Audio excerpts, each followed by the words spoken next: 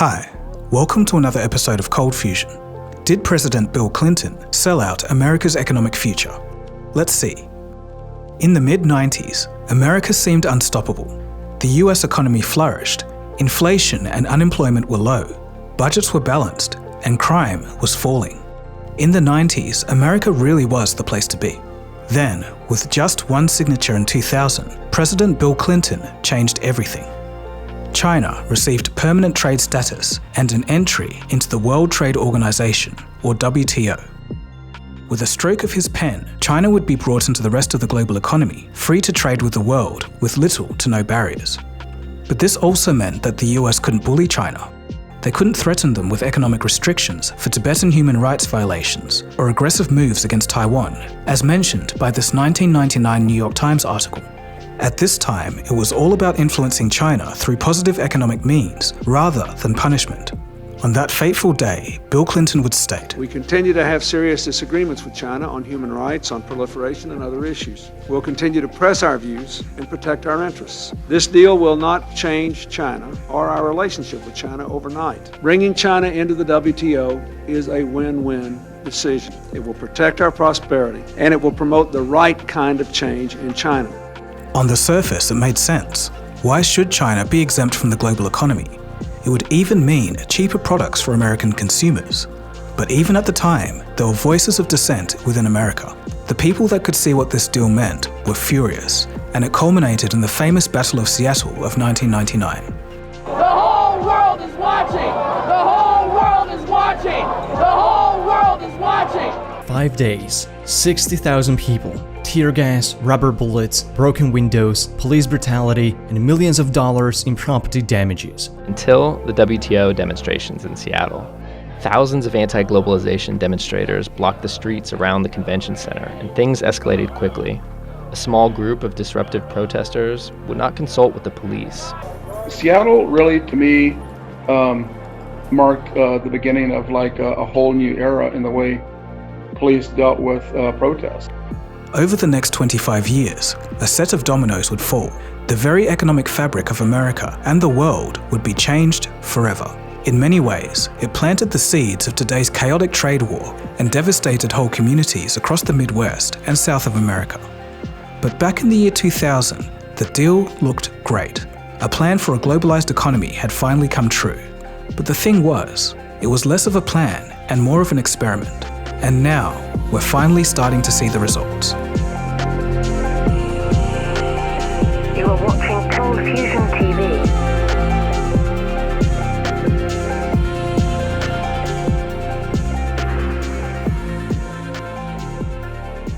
But before we get started, just some quick housekeeping. Cold Fusion episodes are now available on Spotify, so you can watch them there if you prefer.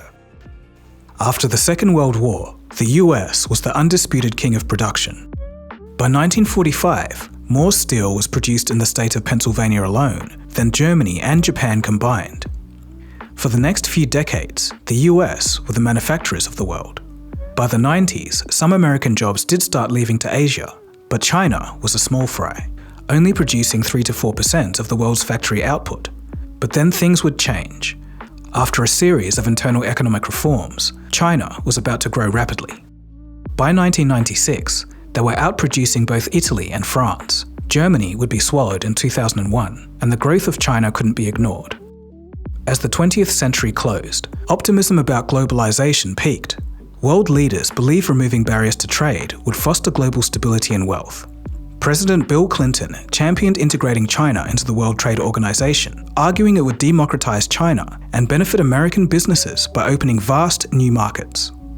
Many believed that this had worked in the past, in places like South Korea and Taiwan. So, why not China?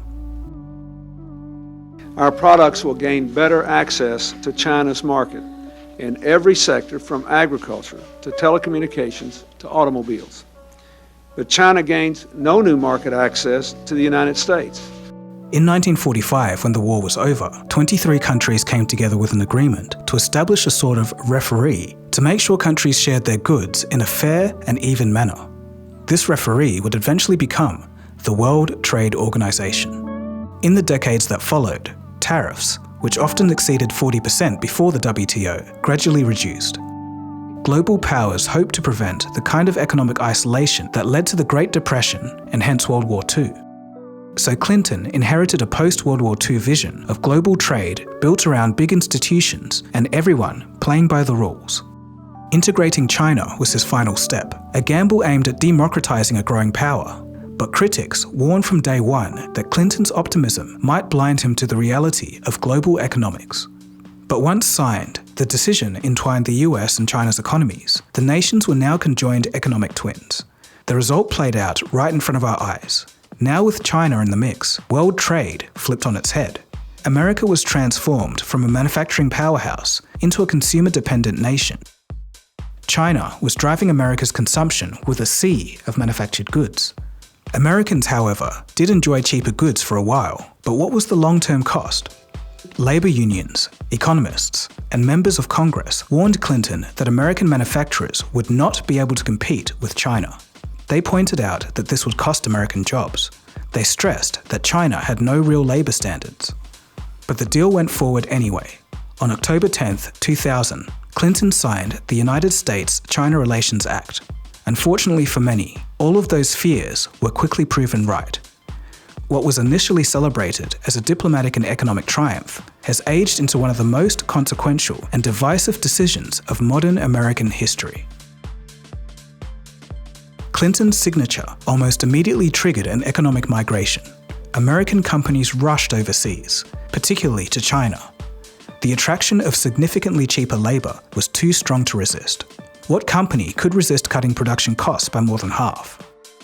Jobs that were once secure in American factories vanished rapidly. And for the first time since 1947 when records began, capital investment in manufacturing, that is, plant equipment and manufacturing technology, actually declined in the 2000s. Nothing symbolized this shift better than Levi Strauss. For factory workers like Clara Flores and others in San Antonio, Texas, working at Levi was the job of a lifetime. Crafting Levi's blue jeans, a classic symbol of American culture since the gold rush of the 1800s. Quote, "Wherever you went, it was the same Levi's blue jeans," end quote. But in 2003, Clara and hundreds of her colleagues in San Antonio were laid off. Levi's closed its last US factories, moving production overseas in search of cheaper labor. By 2005, Senator Bernie Sanders and other critics of the policies were already sounding the alarm, saying, "The question that the American people have to ask is why it is that corporate America, with the active support of the President of the United States and the congressional leadership, is selling out the American people and making China the economic superpower of the 21st century." Some people may not like his other policies, but he was certainly right here. Levi's jeans wasn't alone. Between 2000 and 2010, America lost 6 million jobs, nearly 1/3 of its entire manufacturing sector. For just 10 years, that's a literal guttering. The devastation was felt greatly across the Midwest. Entire communities built around manufacturing were decimated. This town was founded by a company, a steel mill. Its survival was based on the steel mill, and that collapsed. And when it did, the town collapsed. Up to that point, the city was thriving. 180,000 people lived here. It was a major city. But today, there are about 69,000. 61% of the population is gone, and much of the city lies in ruins. Rust Belt cities saw factories shutter, local economies collapse, and the opioid epidemic take root, a topic which we've covered previously. Families who once enjoyed stable, middle-class lifestyles were plunged into uncertainty. The America of the 21st century was now a consumer and service-based economy. The data backs this up. In 1999, the US had a trade deficit with China of about $68 billion. By 2008, the trade deficit had ballooned to over $240 billion. By 2022, it had reached nearly $400 billion. Meanwhile, corporations reaped massive profits. Lower production costs and access to the Chinese market was a godsend. China was becoming the world's marketplace and the linchpin for most supply chains. It worked so well that by the 2010s, the country was becoming a technological and economic superpower. This outsourcing wasn't just about labor costs. China was indeed smart and used their good fortune to plan for the future. The Far East nation invested heavily in infrastructure, education, and industrial policy. Over time, China's manufacturing capabilities became so advanced and so efficient that even well-funded US firms could not compete. Ironically, American companies now often lack the complex manufacturing expertise on the scale of China. An iPhone made in the US doesn't exactly fit in with our picture of the 21st century. Now we always think that most things are made in China. It's not the cheap, poor quality factory it was 20 years ago. Globalization had a lofty promise, shared prosperity, but instead, what it created was dependence, a new global system heavily reliant on China. So for the US, what happens when a country is dependent on its now ascending geopolitical rival for everyday goods?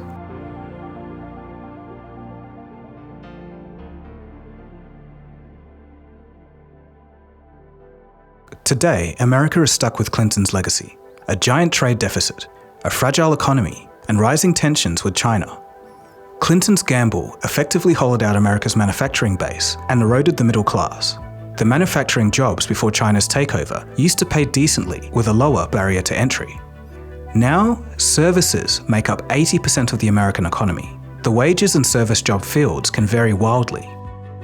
In the wake of growing public discontent, the US government began pushing back. Under Trump's first administration, a limited trade war with China was launched. There were targeted tariffs on hundreds of billions of dollars worth of goods. And although this next point is mostly forgotten now because everyone is so divided, this was actually a bipartisan issue. Left or right, everyone agreed. In fact, President Biden largely continued this approach, even expanding tariffs in some areas, such as electric vehicles and semiconductors. And now in Trump's second term, he's approaching the issue, well, differently.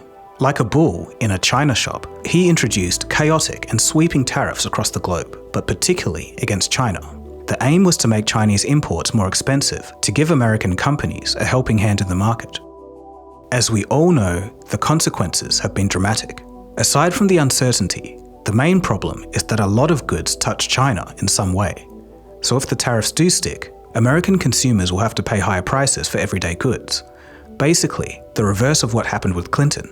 And businesses will struggle with unpredictable supply chains. But the thing is, America may be dependent on China, but to an extent, China also needs America. With the uncertainty of tariffs, Chinese manufacturers, once flush with foreign demand, now grapple with excess inventory and plummeting exports. In fact, there's a lot of manufacturing plants already sitting on tons of products with no clear plan on where else to put it. If this trade war continues, half of our domestic textile factories will go out of business. At this point, it's only about keeping the machines running. Making a profit no longer matters.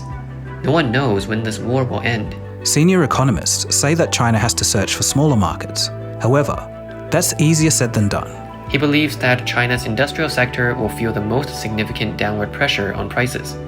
If global demand remains weak, leading to a sharp drop in global commodity prices, these two factors will further intensify the downward pressure on Chinese goods prices. Gary Ng, a senior economist at a French foreign trade bank, said, China's problem is more related to demand, because it has an overcapacity issue. Losing overseas markets will put pressure on Chinese companies' profit margins and increase domestic competition. The risk of deflation may continue for another year or two.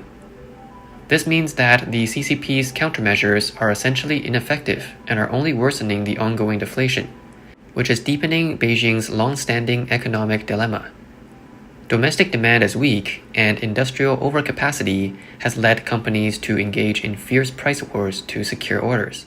Tariffs also make it hard to plan. You can't forecast a lot of things accurately. Companies have to pause or cancel orders, or beg and plead with vendors.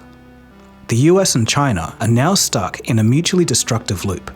This dependency leaves the US vulnerable in times of crisis. During the pandemic, America painfully realized that they relied on their economic rival for essential goods, from microchips to medicine.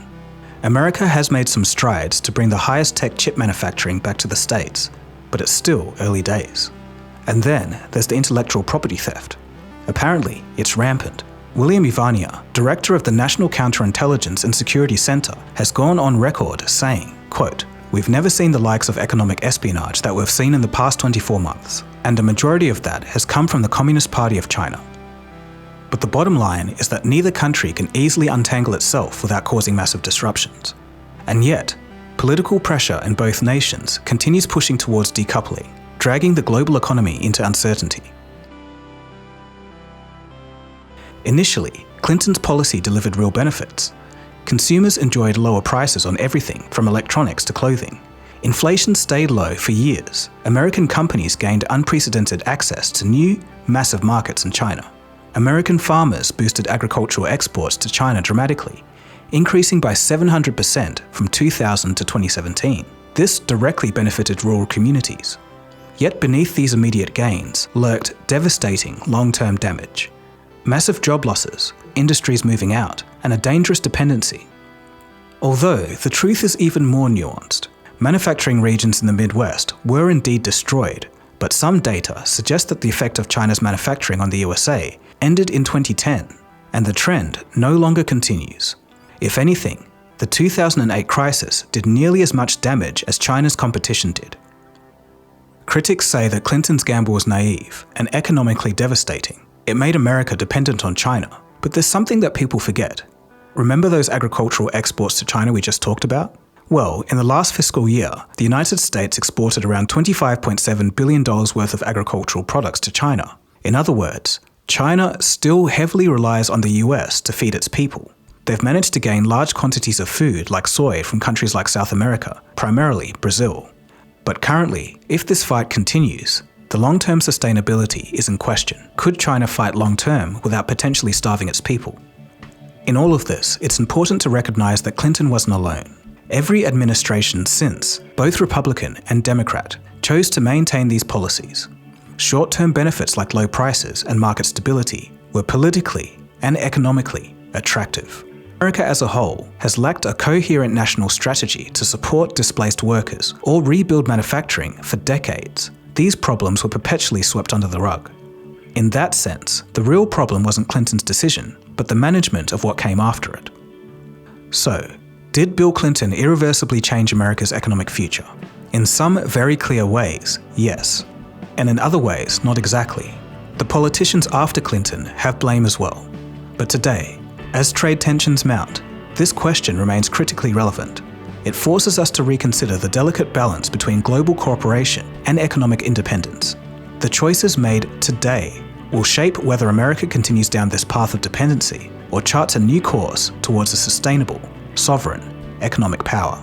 So what do you guys think? Now, all of this isn't to say that China should have been excluded from the global economy, but seeing the problems with lax labor laws, when things started getting out of hand, subsequent presidents should have done something. So I'll pass the question off to you. What do you think is the right solution? Have you ever been tired of biased reporting when trying to get to the bottom of a news story? If only there was a way to solve this problem.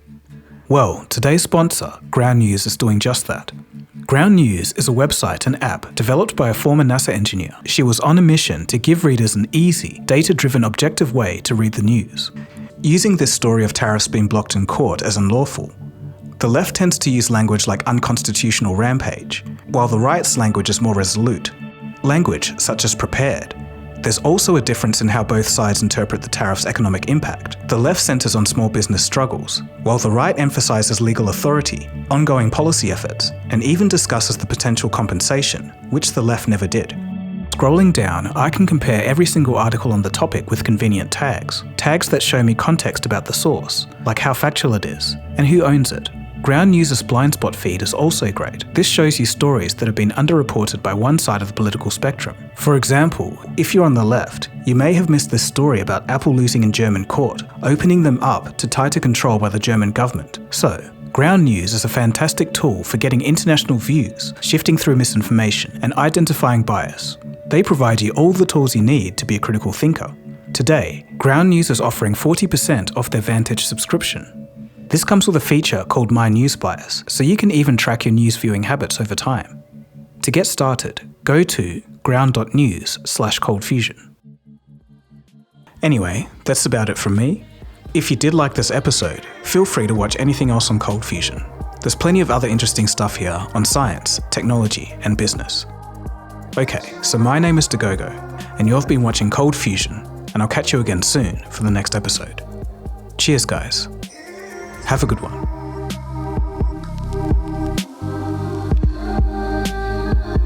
Fusion. It's new thinking.